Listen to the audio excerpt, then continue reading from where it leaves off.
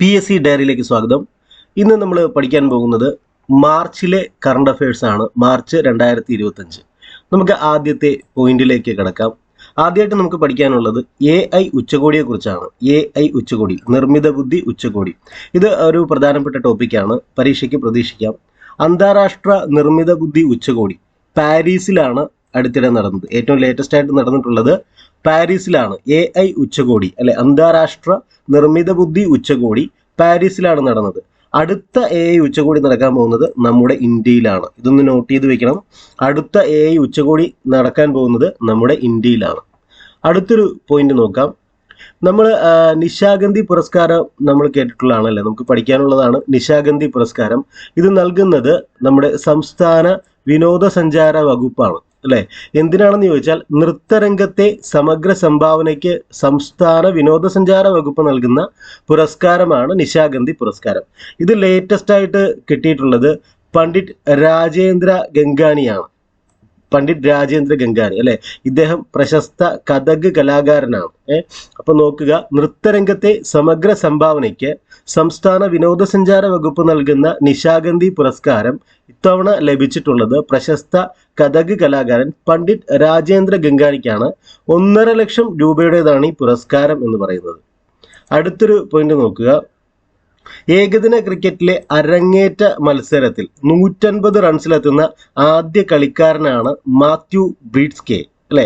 അപ്പൊ എന്താണ് അരങ്ങേറ്റ, ഏകദിന ക്രിക്കറ്റിലെ അരങ്ങേറ്റ മത്സരത്തിൽ 150 റൺസിലെത്തുന്ന ആദ്യ കളിക്കാരനാണ് മാത്യു ബ്രീഡ്സ്കെ. ഇദ്ദേഹം ദക്ഷിണാഫ്രിക്കയുടെ ക്രിക്കറ്റ് പ്ലെയർ ആണ്, ദക്ഷിണാഫ്രിക്കൻ ക്രിക്കറ്റ് പ്ലെയർ ആണ്.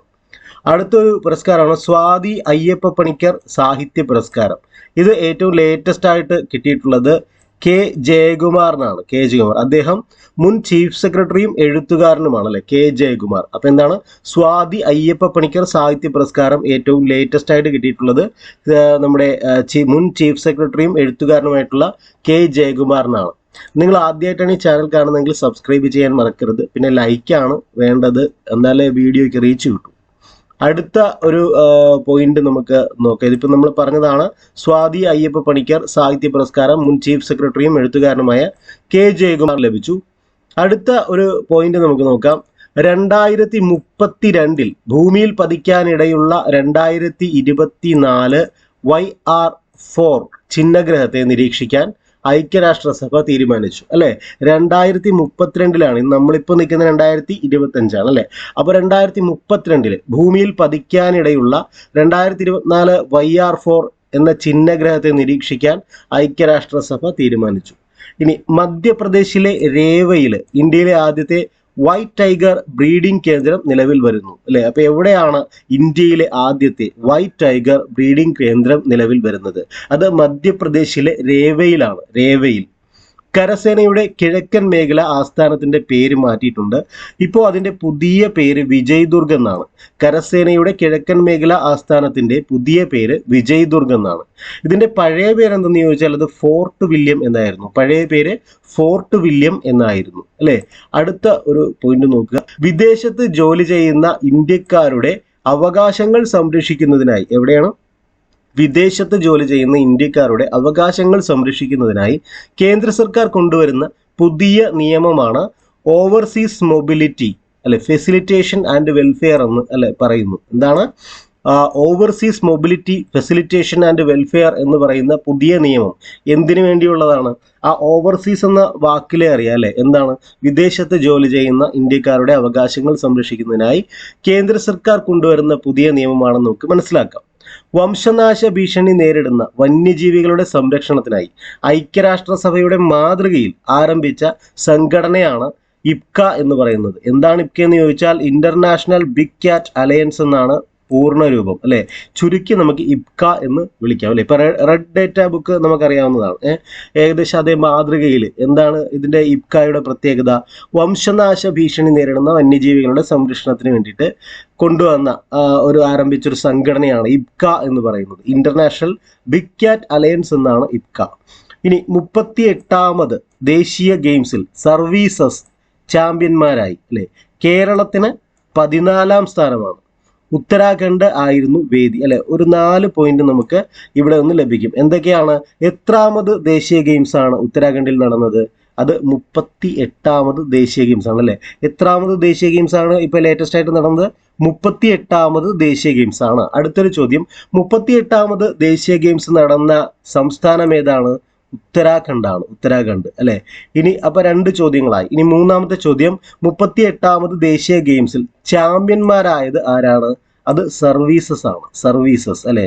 മൂന്നാമത്തെ ചോദ്യം. ഇനി 4ാമത്തെ ചോദ്യം, 38ാമത് ദേശീയ ഗെയിംസിൽ കേരളത്തിന്റെ സ്ഥാനം എത്രയായിരുന്നു?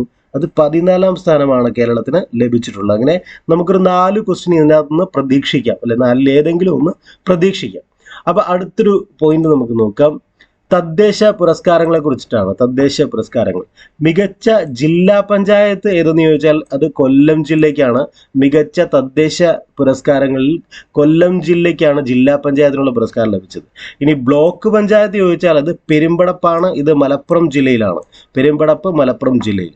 മികച്ച ഗ്രാമപഞ്ചായത്തിനുള്ള തദ്ദേശ പുരസ്കാരം ലഭിച്ചത് വെളിയന്നൂർ പഞ്ചായത്തിനാണ്. വെളിയന്നൂർ ഗ്രാമപഞ്ചായത്ത് കോട്ടയം ജില്ലയിലാണ്. വെളിയന്നൂർ ഗ്രാമപഞ്ചായത്ത്.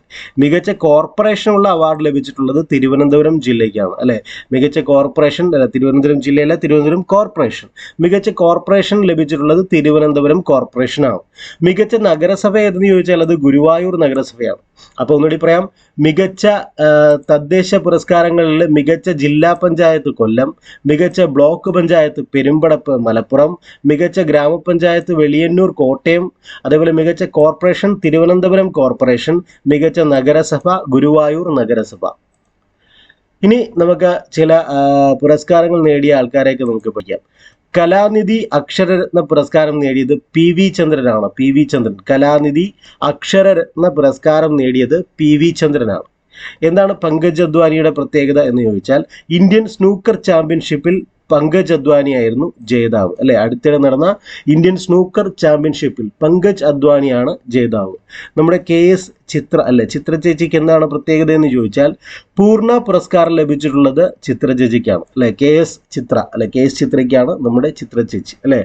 അടുത്ത ഒരു പോയിന്റ് നമുക്ക് നോക്കാം. ശ്രീ പാർവതി ശ്രീരത്ന പുരസ്കാരം ലഭിച്ചത് ആർക്കാണ്? അത് നമ്മുടെ കളക്ടർ അനുകുമാരിക്കാണ്. കളക്ടർ അനുകുമാരി അല്ലെ. കളക്ടർ അനുകുമാരിയെ നിങ്ങൾ കാണുന്നുണ്ടല്ലോ. കളക്ടർ അനുകുമാരിക്ക് എന്താണ് ലഭിച്ചിട്ടുള്ളത്? ശ്രീ പാർവതി ശ്രീരത്ന പുരസ്കാരം ലഭിച്ചു അല്ലെ. ഇനി നമ്മുടെ ഡോക്ടർ നാരായണന് എന്ത് അവാർഡാണ് ലഭിച്ചിട്ടുള്ളത്? പ്രഥമ പത്മകീർത്തി പുരസ്കാരമാണ് ലഭിച്ചിട്ടുള്ളത്. ആദ്യമായിട്ട് കൊടുക്കുകയാണ് പത്മകീർത്തി. നമ്മൾ പത്മ പുരസ്കാരങ്ങൾ എന്ന് പറഞ്ഞ് ഇന്ത്യയിൽ പഠിക്കുന്നുണ്ട്.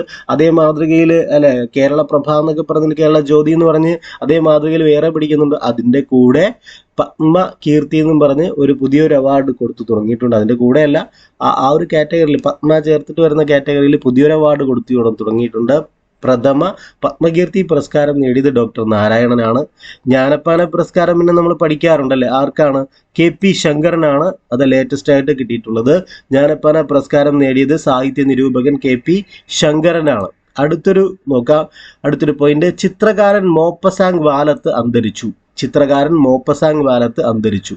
ഇന്ത്യയുടെ മുഖ്യ തിരഞ്ഞെടുപ്പ് കമ്മീഷണറായി ജ്ഞാനേഷ് കുമാറിനെ നിയമിച്ചു. നല്ലൊരു പോയിന്റാണ്. എപ്പോഴും തിരഞ്ഞെടുപ്പ് കമ്മീഷണർമാർ ചോദിക്കാറുണ്ട്. ഇലക്ഷൻ അടുത്ത് വരികയാണ്, അതുകൊണ്ട് ചോദിക്കാൻ സാധ്യതയുണ്ട്.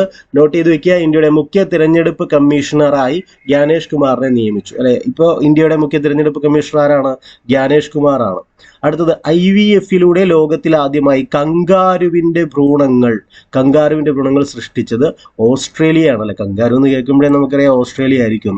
തീർച്ചയായിട്ടും നിങ്ങൾ ലൈക്ക് ചെയ്യണം കേട്ടോ. നിങ്ങൾ എല്ലാവരും കാണുന്നുണ്ട്, ലൈക്ക് ചെയ്യുന്നില്ല. കാണുന്ന കൂടുതൽ ആൾക്കാരും സബ്സ്ക്രൈബ് ചെയ്തിട്ടുമില്ല. അതുകൊണ്ട് ദയവായി ലൈക്ക് ചെയ്ത് സപ്പോർട്ട് ചെയ്യുക. മികച്ച തദ്ദേശ സ്വയംഭരണ സ്ഥാപനങ്ങൾക്ക് സർക്കാർ നൽകുന്ന സ്വരാജ് ട്രോഫി പുല്ലമ്പാറ ഗ്രാമപഞ്ചായത്തിനാണ് ലേറ്റസ്റ്റ് ആയിട്ട് കിട്ടിയിട്ടുള്ളത്. പുല്ലമ്പാറ ഗ്രാമപഞ്ചായത്ത് അല്ലെ. മികച്ച തദ്ദേശ സ്വയംഭരണ സ്ഥാപനങ്ങൾക്ക് നൽകുന്ന സ്വരാജ് ട്രോഫി അല്ലെ. മികച്ച തദ്ദേശ സ്വയംഭരണ സ്ഥാപനങ്ങൾക്ക് നൽകുന്ന സ്വരാജ് ട്രോഫി ഏറ്റവും ലേറ്റസ്റ്റ് ആയിട്ട് കിട്ടിയിട്ടുള്ള ഗ്രാമപഞ്ചായത്താണ് പുല്ലമ്പാറ ഗ്രാമപഞ്ചായത്ത്. കറപ്ഷൻ പെർസെപ്ഷൻ ഇൻഡെക്സ് 2024 ഇന്ത്യക്ക് 96ാം സ്ഥാനമാണ്. ഒന്നാം സ്ഥാനം ഡെൻമാർക്കിന്. എന്താണ്? കറപ്ഷൻ പെർസെപ്ഷൻ ഇൻഡെക്സ് 2024 ഇന്ത്യക്ക് 96ാം സ്ഥാനം. ഇൻഡെക്സ് ഒക്കെ എപ്പോഴും നോട്ട് ചെയ്ത് വെക്കേണ്ടതാണ്. ഈ അടുത്തിടെ മിക്കവാറും ചോദിക്കാറുണ്ട്. അടുത്തത് ഇൻവെസ്റ്റ് കേരള ആഗോള നിക്ഷേപക ഉച്ചകോടി കൊച്ചിയിലാണ് നടന്നത് അല്ലെ. എവിടെയാണ്? ഇൻവെസ്റ്റ് കേരള ആഗോള നിക്ഷേപക ഉച്ചകോടി, അതാണ് ഇൻവെസ്റ്റ് കേരള ഗ്ലോബൽ സമ്മിറ്റ് എവിടെയാണ് നടന്നത്? കൊച്ചിയിലാണ് നടന്നത്.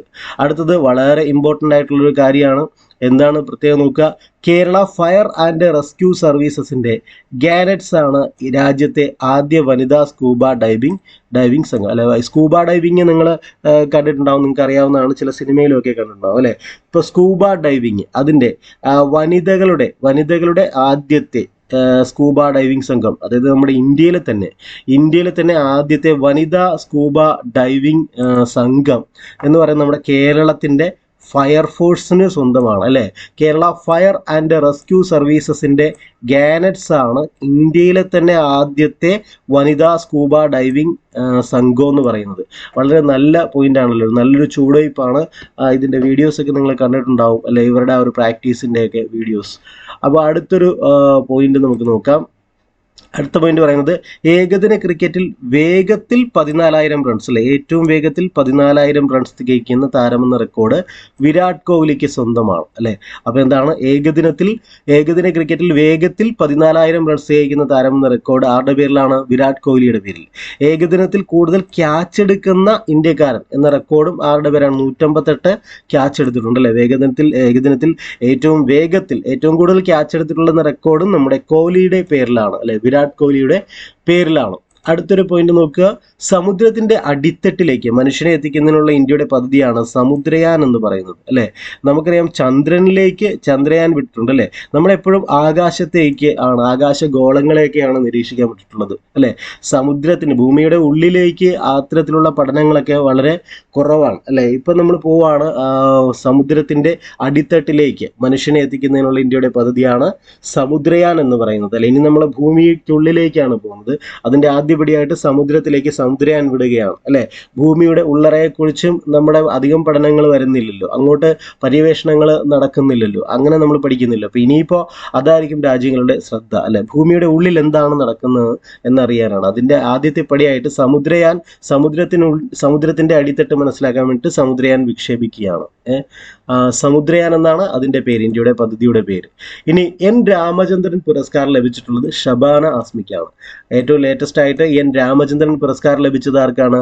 ഷബാന ആസ്മിക്ക്. ബാർട്ട് ഡെ വേവർ അല്ലെ, എന്താണ് അദ്ദേഹത്തിന്റെ പേര്? ബാർട്ട് ഡെ വേവർ. അദ്ദേഹം ബെൽജിയത്തിന്റെ പ്രധാനമന്ത്രിയായി അധികാരമേറ്റു. രേഖ ഗുപ്ത ചോദിക്കാൻ സാധ്യതയുണ്ട്. ഡൽഹിയുടെ 9ാമത്തെ മുഖ്യമന്ത്രിയായി സത്യപ്രതിജ്ഞ ചെയ്ത് അധികാരമേറ്റു. ഡൽഹിയുടെ 4ാം വനിതാ മുഖ്യമന്ത്രി കൂടിയാണ് അവർ അല്ലെ. അപ്പോൾ എന്താണ് രേഖ ഗുപ്തയുടെ പ്രത്യേകത എന്ന് ചോദിച്ചാൽ, ഇപ്പോൾ നിലവിലെ ഡൽഹി മുഖ്യമന്ത്രിയാണ് അല്ലെ രേഖ ഗുപ്ത. ഡൽഹിയുടെ 9ാമത്തെ മുഖ്യമന്ത്രിയാണ്. 9ാമത്തെ മുഖ്യമന്ത്രി മാത്രമല്ല 4ാമത്തെ വനിതാ മുഖ്യമന്ത്രി കൂടിയാണ് രേഖ ഗുപ്ത എന്ന് പറയുന്നത്. അപ്പോൾ ഇത്രയുമാണ് നമുക്ക് മാർച്ചിൽ പഠിക്കാനുള്ളത്. അപ്പോൾ നിങ്ങൾ ലൈക്ക് ചെയ്യുക, തീർച്ചയായിട്ടും ലൈക്ക് ചെയ്യുക, സപ്പോർട്ട് ചെയ്യുക. Thank you.